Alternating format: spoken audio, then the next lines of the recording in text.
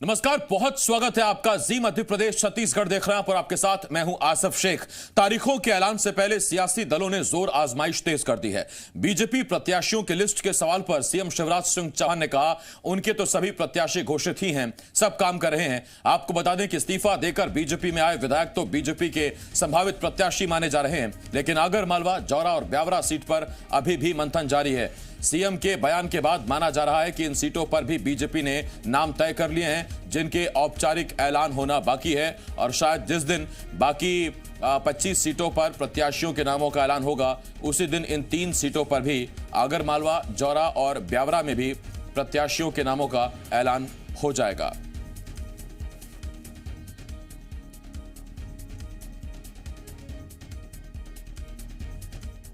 कांग्रेस के पास जब तक राज नहीं होता तब तक वो राजनीति करती है, और जब राज होता तब किसानों के लिए कुछ नहीं करती, इसलिए बकवास कर रही है। सर, बीजेपी प्रत्याशियों की घोषणा कब तक करेगी? हमारे तो घोषित ही है, उसमें क्या दिक्कत है? अधिकृत ही है, सब काम कर रहे हैं। और इस वक्त एक बड़ी खबर हम आपको बता रहे हैं। बड़ी खबर राजधानी भोपाल से आ रही, जहां 26 सितंबर को कांग्रेस प्रत्याशियों की दूसरी लिस्ट जारी हो सकती है। 13 सीटों पर उम्मीदवारों के नाम तय करने के लिए कमलनाथ दिल्ली रवाना हो गए हैं। दिल्ली में एमपी कांग्रेस प्रभारी मुकुल वासनिक से चर्चा करेंगे पूर्व मुख्यमंत्री कमलनाथ। कांग्रेस ने अपनी लिस्ट में पहली लिस्ट में 15 सीटों में नामों की घोषणा कर दी थी। ब्यावरा समेत अब कुल 13 सीटों पर कांग्रेस प्रत्याशियों के नामों का इंतजार किया जा रहा है। तो आपको बता दें कि बीजेपी से पहले कांग्रेस ने अपनी लिस्ट जारी की थी और पहली लिस्ट में कुल 15 सीटों पर प्रत्याशियों के नामों का ऐलान कर दिया गया था। और खास बात यह है कि जो 15 सीटें घोषित की गई थी उसमें 11 सीटें आरक्षित थी, जिनमें से ज्यादातर सीटें ग्वालियर चंबल से थी। इसके अलावा मालवा निमाड़ से भी कुछ सीटें थी और अब 13 सीटों पर कांग्रेस के प्रत्याशियों का ऐलान किया जा रहा है। तो खबर यह आ रही है कि 2 दिन बाद कमलनाथ और कांग्रेस यानी 26 सितंबर को बाकी 13 प्रत्याशियों के नामों का ऐलान कर सकती है।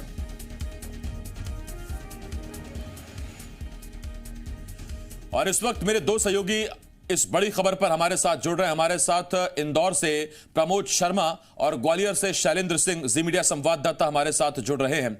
सबसे पहले प्रमोद, मैं आपके पास आ रहा हूं और सबसे बड़ी खबर इस वक्त जो आ रही है वो ये कि 26 सितंबर को कांग्रेस बाकी सीटों पर अपने प्रत्याशियों के नामों का ऐलान कर सकती है। इसका मतलब कि जो यहां वहां होना था, दल बदल होना था, यहां के कैंडिडेट वहां जाने थे, शायद वो दौर गुजर चुका है और अब यही बात है कि 13 सीटों पर कांग्रेस अपने प्रत्याशियों का ऐलान करने जा रही है।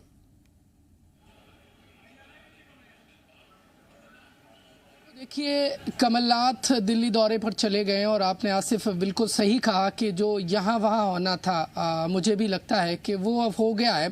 और देखिए, जो 13 जो कैंडिडेटों के नाम आने हैं उनकी लिस्ट लेकर कमलनाथ बताया जा रहा है, सूत्र कह रहे हैं कि दिल्ली चले गए हैं, वहाँ पर कांग्रेस के आला कमान से मुलाकात करेंगे और ऐसा बताया जा रहा है कि उनकी मुलाकात मुकुल वासनिक से होगी, चर्चा करेंगे और जो नाम जो लिस्ट लेकर गए हैं उन पर देखिए उनका ऐलान कर सकते हैं। लेकिन गौर करने वाली बात यह है, कई सीटें हैं जिन पर पैच अभी भी फंसा हुआ है। सुर्खी की बात कर लें तो पारुल साहू बीजेपी से कांग्रेस में आ गई हैं। ऐसी कई और सीटें हैं जिन पर कांग्रेस प्रत्याशियों के नाम को लेकर खींचतान जारी है।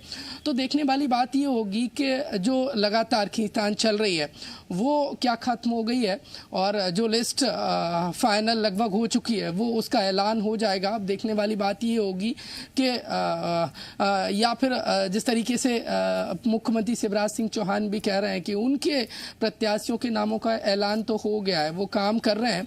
तो देखने वाली बात यही होगी कि कमलनाथ दिल्ली चले गए हैं, वो अपने जो बचे हुए जो सीटों के जो प्रत्याशी हैं उनका नामों का ऐलान करते हैं, बीजेपी कर देती है। फिलहाल देखिए, इन सब मामलों को लेकर, प्रत्याशियों के नामों के ऐलान को लेकर कांग्रेस आगे चल रही है और ऐसी बात निकलकर सामने आ रही कि 26 तारीख को कांग्रेस अपनी बाकी बची प्रत्याशियों के नामों का ऐलान कर सकती है। लौट रहा हूं मैं आपके पास प्रमोद। शैलेंद्र जी मीडिया संवाददाता ग्वालियर से हमारे साथ जुड़े हुए हैं। शैलेंद्र, पिछली लिस्ट में जब हमने देखा तो उसमें प्रेमचंद गुड्डू सावेर से उनके नाम का ऐलान कांग्रेस ने कर दिया था। 15 नामों में उनके नाम को भी ऐलान कर दिया गया है। इसके अलावा बसपा छोड़कर बाकी पार्टी छोड़कर जो लोग शामिल हुए उसमें भी शामिल हुए। बीजेपी का कहना है कि 15 में से 10 तो ऐसे नेता हैं जो दूसरी पार्टी से आए हुए हैं। इधर ग्वालियर पूर्व सीट हो या बाकी सीटें, जहां जहां जैसे पारुल साहू का जिक्र किया अभी सुर्खी से प्रमोद ने, इसका मतलब ये मानकर चलें कि करीब करीब जितना ऑफर थे वो सब एक्सेप्ट हो चुके हैं, जितना दल बदल होना था वो हो चुका है और अब कांग्रेस अपने पूरे प्रत्याशियों के साथ मैदान में उतरेगी। बिल्कुल ठीक कहा आसिफ आपने। जिस तरीके से 15 जो प्रत्याशियों के नामों का ऐलान हुआ था और उसके बाद बीजेपी ने जो आप कह रहे हैं कि उसी तरह के आरोप लगाए थे, चाहे बात अंबा सीट की हो, डबरा सीट की बात करें या करेरा सीट की बात करें।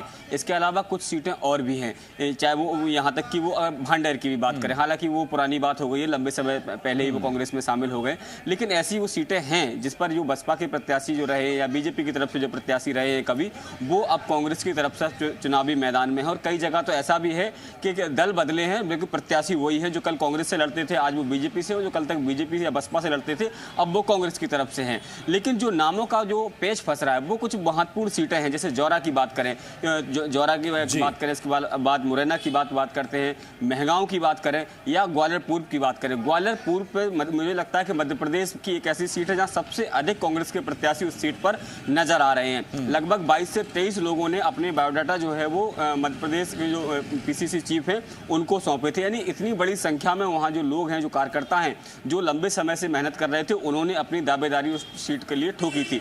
लेकिन इसी बीच सतीश सिकरवार को कांग्रेस में से बीजेपी से कांग्रेस में शामिल करा लिया जाता है और ये लगभग ये तय माना जा रहा है कि सतीश सिकरवार को पार्टी टिकट देगी, क्योंकि पिछले विधानसभा की बात करें 2018 की विधानसभा की, तो वो बीजेपी के टिकट पर चुनाव लड़े थे और उनके भाई सतपाल सिंह सिकरवार नीटू ने अपना टिकट छोड़ा था। वो सुमावली से सिटिंग एमएलए थे और उनकी जगह उनके बड़े भाई यानी सतीश सिकरवार को टिकट दिया गया था।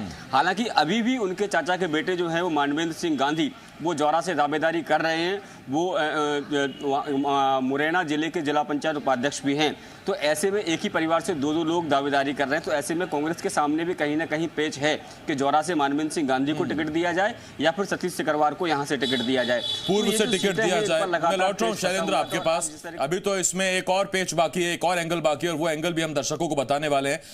प्रमोद और शैलेंद्र लगातार हमारे साथ जुड़े हुए हैं। एमपी की महाभारत में सचिन पायलट की लैंडिंग से पहले ही पोस्टर वॉर शुरू हो गया है। ग्वालियर में सचिन पायलट के दौरे से पहले बीजेपी ने होर्डिंग्स लगाए हैं जिसमें लिखा गया है, कांग्रेस सचिन पायलट का कितना अपमान और धोखा करेगी। सचिन पायलट ने दिन रात मेहनत करके सरकार बनाई, फिर भी बुजुर्ग गहलोत को सीएम बना दिया गया। आपको बता दें कि कांग्रेस ग्वालियर चंबल में सिंधिया की काट के तौर पर सचिन पायलट से प्रचार कराने की तैयारी में है। इससे पहले ही बीजेपी ने सचिन पायलट को लेकर होर्डिंग लगाए हैं। ग्वालियर चंबल की 8 सीटें गुर्जर बाहुल्य हैं। कांग्रेस इन सीटों पर सचिन पायलट को उतारकर गुर्जर वोट बैंक को अपने पाले में लाने की कोशिश में जुटी हुई है। राजस्थान के पूर्व डिप्टी सीएम सचिन पायलट के ग्वालियर दौरे से पहले लगाए गए गुर्जर समाज के पोस्टर्स को लेकर अब सियासत तेज हो गई है। पोस्टर्स को लेकर बीजेपी ने कांग्रेस पर निशाना साधा है। बीजेपी का आरोप है कि जिस समाज के नेता का कांग्रेस ने घोर अपमान किया, उनको बिका हुआ माल कहा, तो अब कांग्रेस पार्टी उनका कमाल क्यों देखना चाहती है। वहीं कांग्रेस प्रवक्ता आरपी सिंह का कहना है कि बीजेपी सचिन पायलट के आने से पहले इतनी परेशान है क्योंकि सचिन पायलट इस ग्वालियर चंबल अंचल में प्रचार प्रसार की कमान अपने हाथ में ले लेंगे तो बीजेपी का क्या हश्र होगा ये उनको पता है। दरअसल आज शहर में अखिल भारतीय युवा गुर्जर महासभा ने सचिन पायलट के पोस्टर लगाए हैं जिस पर कांग्रेस और गहलोत सरकार पर निशाना साधा गया है।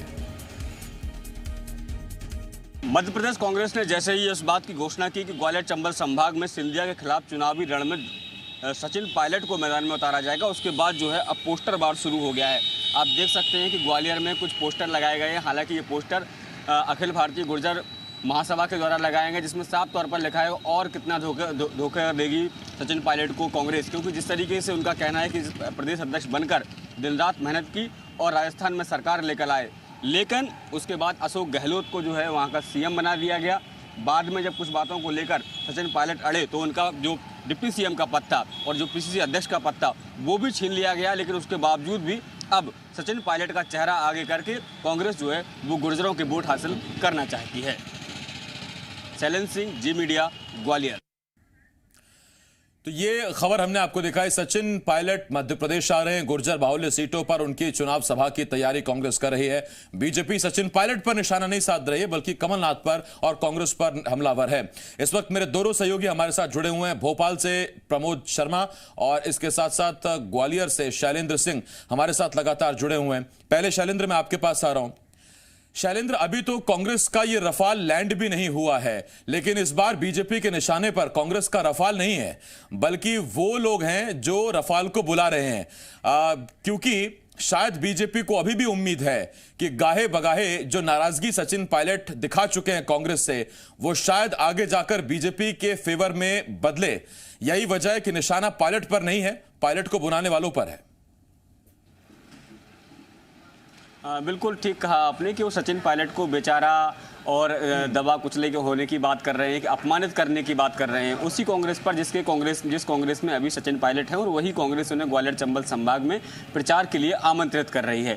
वो ऐसा इसलिए भी है कि जिस तरीके से पिछले दिनों राजस्थान में जो घटनाक्रम घटा, उसको कहीं ना कहीं बीजेपी कैश करना चाहती है। लेकिन उसके उलट जो कांग्रेसी हैं वो ये बता रहे हैं कि सचिन पायलट के लिए एक बढ़िया मौका है अपनी पार्टी के प्रति अपनी निष्ठा जाहिर करने की। क्योंकि जिस तरीके से जो घटनाक्रम हुआ है, कहीं ना कहीं मन में जो खटास है कांग्रेस का आला कमान और सचिन पायलट के बीच में कहीं ना कहीं खाई एक पैदा हो गई है। लेकिन अब जब वो ग्वालियर चंबल संभाग के प्रचार में आएंगे और कांग्रेस की वाहवाही करेंगे और बीजेपी पर निशाना साधेंगे, खासकर अपने साथी रहे ज्योतिरादित्य सिंधिया के खिलाफ, कि किस तरीके से वो सरकार छोड़कर चलेगा और उनकी वजह से मध्य प्रदेश में सरकार गिर गई। कांग्रेस को ये पूरी उम्मीद है कि जब वो यहाँ आएंगे तो अपनी खुददारी दिखाएंगे और कांग्रेस के पक्ष में मतदान जो प्रचार है वो करते नजर आएंगे। उससे कहीं ना कहीं जो सिंधिया की जो छवि है उसको जनता के बीच में वो लेके जाएंगे। और यही कारण है कि कांग्रेस इसे खुददार वर्सेस गद्दार जो कैंपेन का नाम दे रही है। वो कह रहे हैं कि वो आएंगे और अपनी खुददारी दिखाएंगे। और यही कारण है कि बीजेपी जो है उनकी लैंडिंग के पहले ही डर गई है। केवल अभी बात हुई है तब ये हास्य बीजेपी का, तो जब वो यहाँ आएंगे,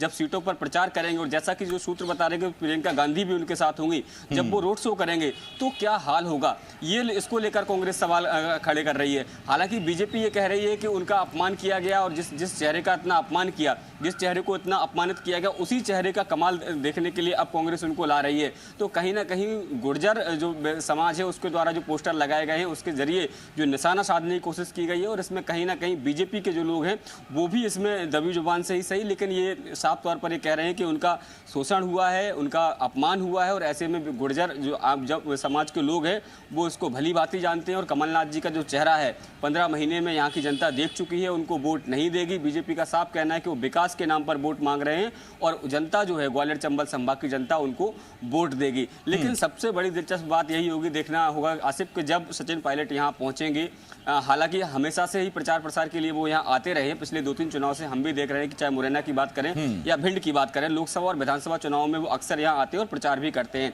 लेकिन इस बार जो है परिस्थितियां बहुत उलट है, बहुत अलग है परिस्थितियां इस बार, बहुत फंसी हुई परिस्थितियां, मजेदार परिस्थितियां हैं।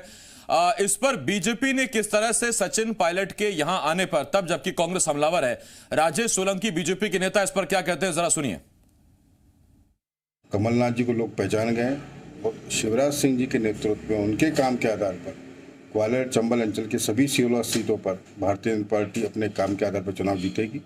कांग्रेस कुछ भी कवायद कर ले, ये पब्लिक है, सब जानती है।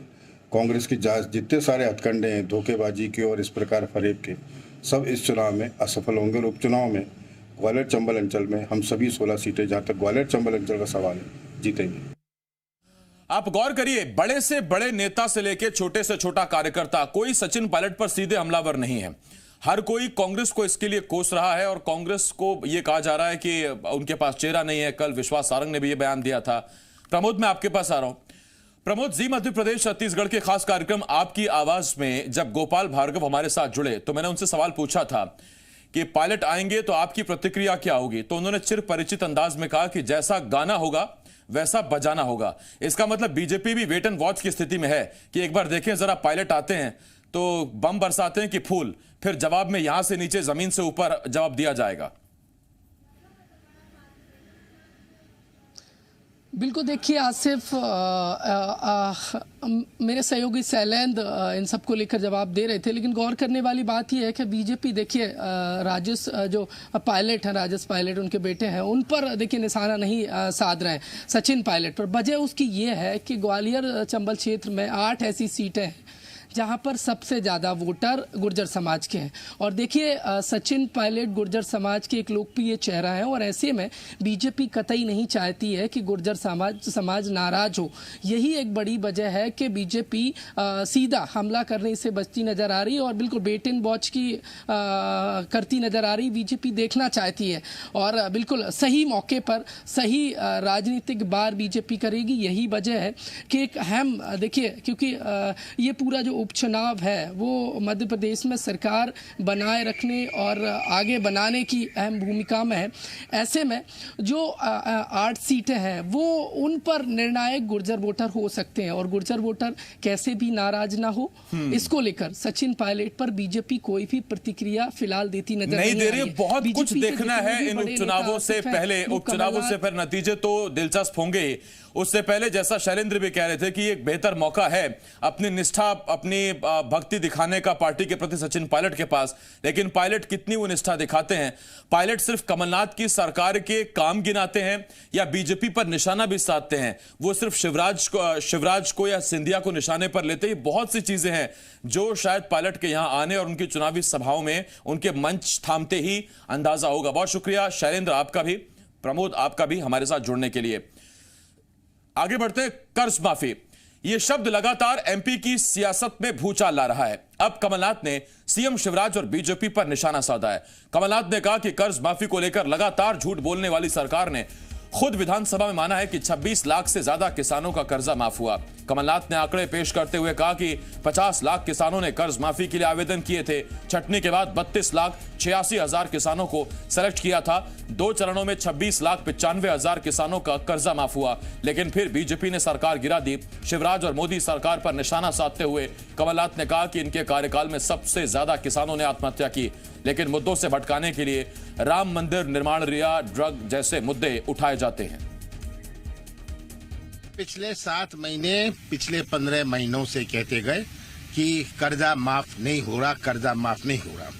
मैं लगातार कहता गया कि कर्जा माफ जारी है। पहला किस्त था, दूसरा किस्त था और तीसरा किस्त में हम इसका समापन करने वाले थे। हमें कुल आवेदन लगभग 50 लाख आवेदन आए थे। इसमें से बहुत सारे पात्र नहीं थे जो इनकम टैक्स देते हैं, जिन्होंने मकान के लिए लिया है। हमारा फसल ऋण का निर्णय था, फसल ऋण का हमारा आश्वासन था।